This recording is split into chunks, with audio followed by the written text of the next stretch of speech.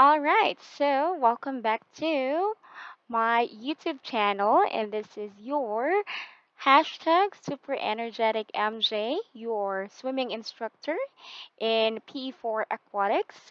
And this session will be a review time for my second year students. But if you're not part of the class, I still posted this as public for you also to learn about the things that we have covered in our class, and that is for free. Absolutely. So keep watching, guys, and don't forget to smash that subscribe button if you haven't subscribed yet in this YouTube channel. So, to begin with, as promised, especially to my second year Nacian students, today will be a review time so that by Friday, you'll be able to get that perfect score in PE. Okay? So just please make sure that you keep an eye to our slides and make sure that you listen carefully so you'll be able to be refreshed with all the things that we have discussed that covers in our final term. Okay? So to begin with, let's start with the water rescue skills. So as what we have learned in water rescue skill, we have throw. So throw is a water rescue skill that will allow the rescuer to throw any devices available to save a drowning victim. So this is commonly used when the victim is too far away to reach and a boat isn't accessible. So we use the throw method. So, for example, it's like a rope, a anything that you can see there that can be used for the victim to be afloat in the water while waiting for the rescuer to come. Okay? Or shall we say the final rescue with those trained individuals or authorized individuals to save lives.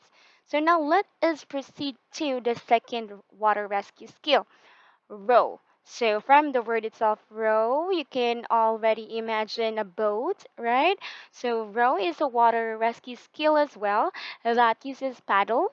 The rescuer let the victim hold the stern, so that is actually where you maximize the paddle in saving the victim. Okay. And then the third water rescue skill is wade. So what is this wade all about? This is a water rescue skill that uses a stick to reach out a victim. The rescuer will check the depth of the water using the stick, then reach the victim while holding in a bank. So why is it very needed for you to check first the depth of the water? Of course, as rescuer, and as the person who's saving lives, you have to secure your situation first.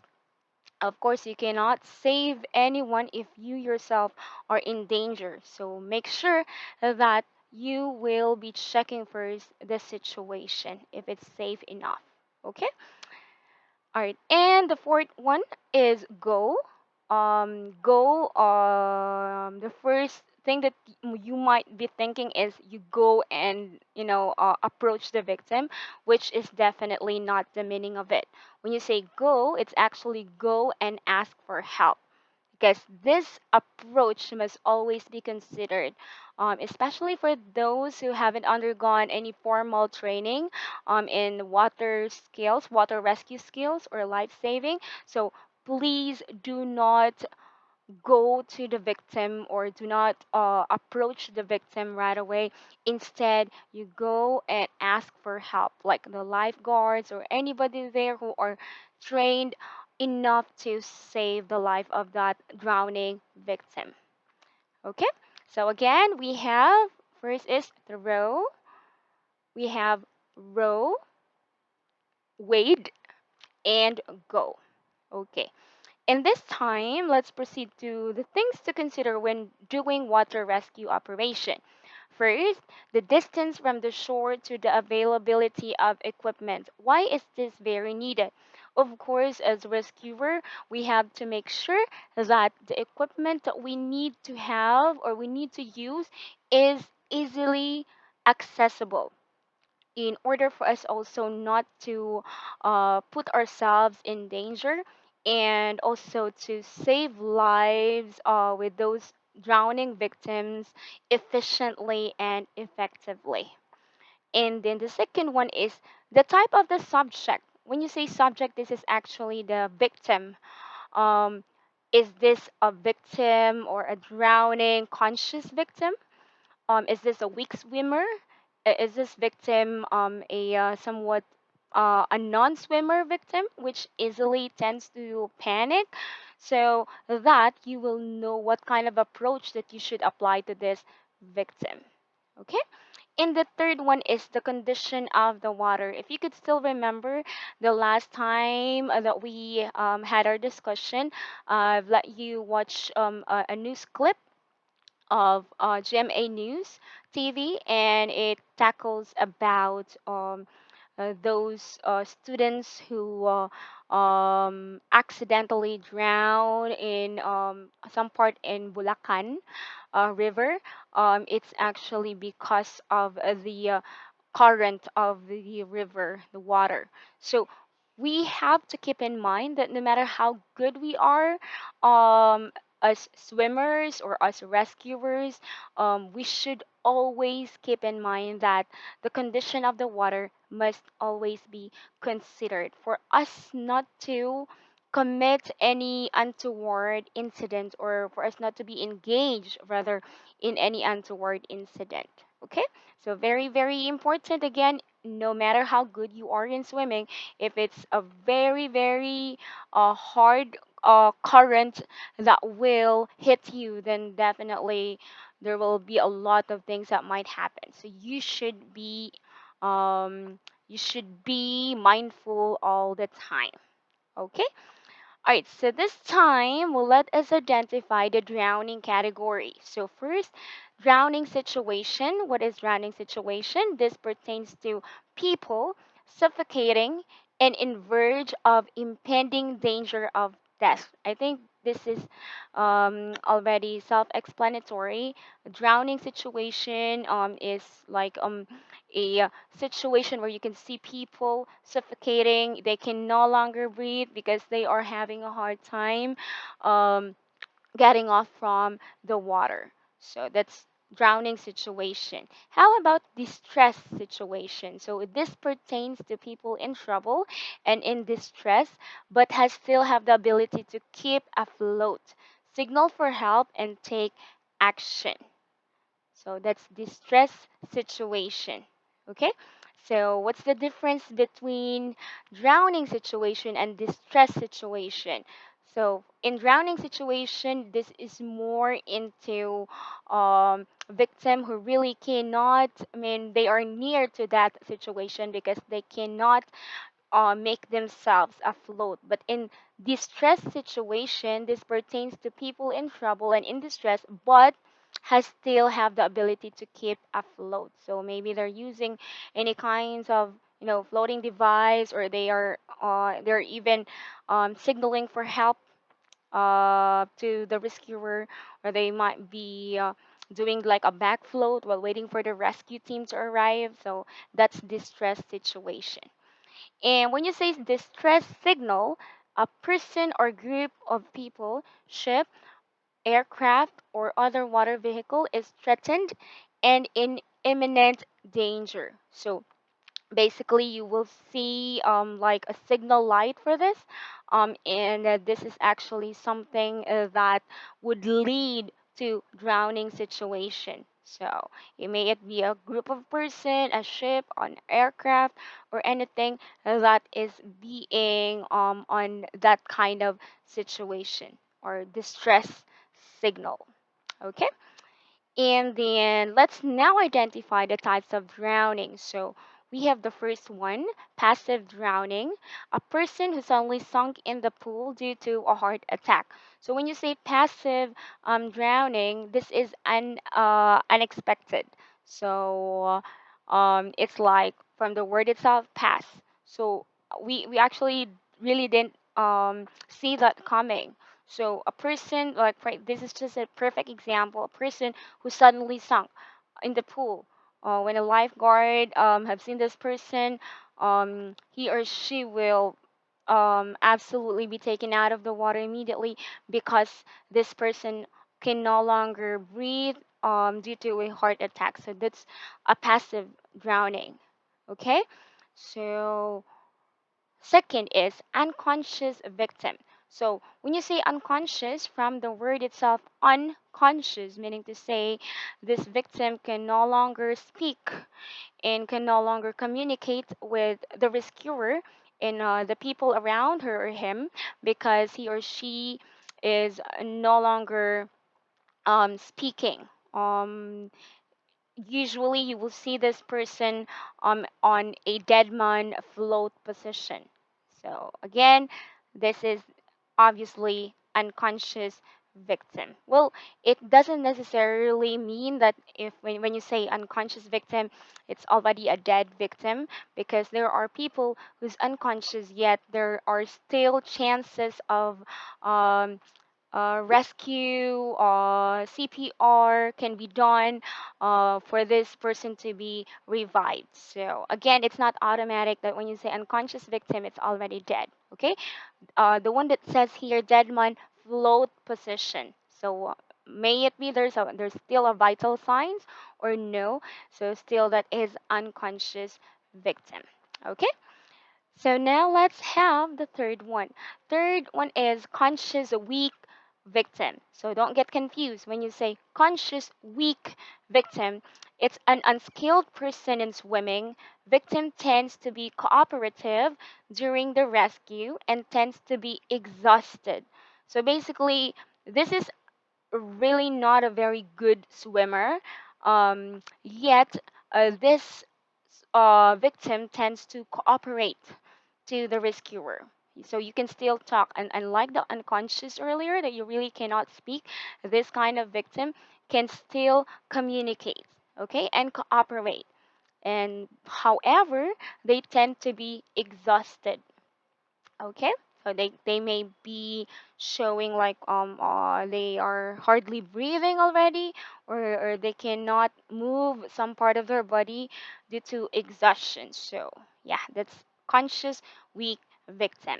Now let's proceed to the fourth one, conscious non-swimmer. So when you say conscious non-swimmer, from the word itself, this person or victim cannot swim at all. So unable to swim and at all, unable to swim at all and panicking for help.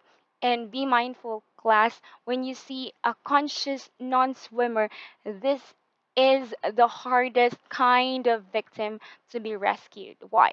Because they tend to um, they tend to grab you when you rescue them and approach them directly without any device in between.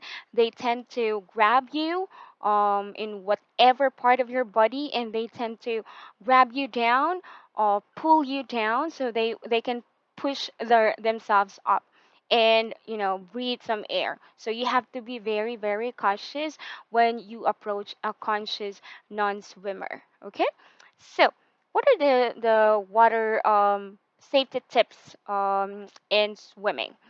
Water safety tips in swimming. Yeah. Before we proceed to that, let me just be very specific here. What kind of approach that we can apply to a conscious non-swimmer? If you are not trained, then go ahead, apply the go technique. Okay, the go approach. Ask the lifeguard to do the rescue. But if there's no lifeguard, you can um, use the reach method, and you can absolutely help them. But make sure you do not approach the conscious non-swimmer victim um, like by yourself right away. Okay? What I mean to say is that you should never ever put yourself into danger, because, again, as mentioned earlier, there is a high chance that two of you will become victims in drowning, especially if this victim is already panicking. So again, make sure that you apply the right approach and do not go near the victim that you can easily be grabbed. Make sure that it's a distance away and that you secure yourself holding in a bank or anywhere else, in a gutter or whatnot. When you reach the person, use a device in between you to make sure that you will also not be in danger. Okay? So let's proceed to the next one, water safety tips. So for water safety tips, first is get skilled. Get skilled, which means to say that you are being challenged here to do, to learn rather, life-saving technique. Not only the basic one, but life-saving technique. Who knows, right? Your loved ones might be in danger, your friends, your relatives, and it's you alone who can save them. And you can use that life-saving technique that you have learned. And where can you access this skills or these trainings?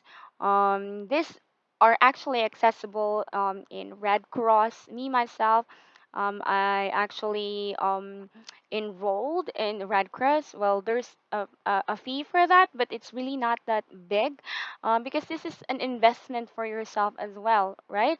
At least you have this life-saving skill. Okay, so Red Cross or it can also be in your local LGU or local government unit, specifically in the disaster and risk reduction um, unit. So you may want to inquire there if they're offering this kind of skill, so at least you will be able to earn this skill. Second, swim in safety areas only. So again, do not compromise your safety when there is like a signage there that it's not allowed to swim. Then please do so and observe that. I mean, respect and observe that signage. It's not being placed there for decoration purposes. It's placed there for your safety. So make sure that you follow. Okay?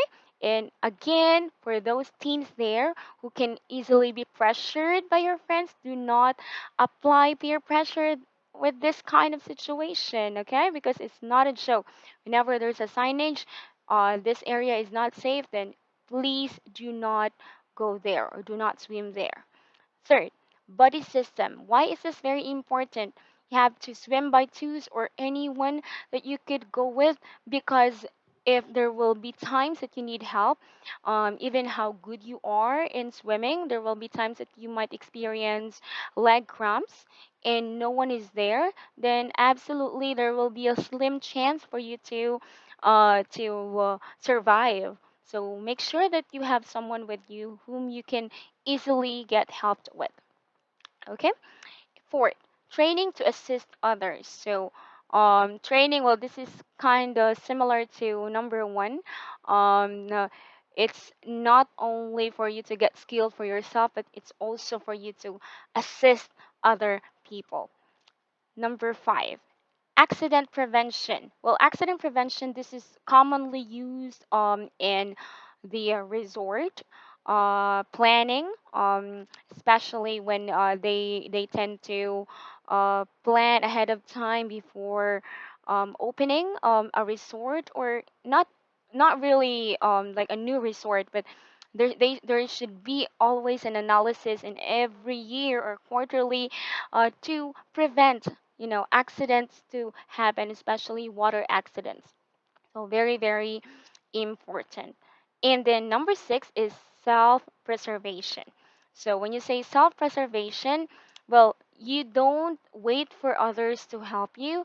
You have to get that basic swimming skill in order for you to preserve yourself, help yourself, and save yourself from any kinds of untoward incident. Because again, at the end of the day, if nobody is there and you don't know how to simply do a floating, like float using your back, then definitely there will be a very, very slim chance for you to survive. So as early as now, you have to learn the basic swimming skills. Okay? And that's it. Thank you for listening, and God bless you all, on your final examination on Friday. And I hope everybody will get a perfect score. Thank you so much for watching, and I hope you learned something from this video. Do not forget to hit that like button, and of course, subscribe, and get notification by smashing that bell button there. Okay? Thank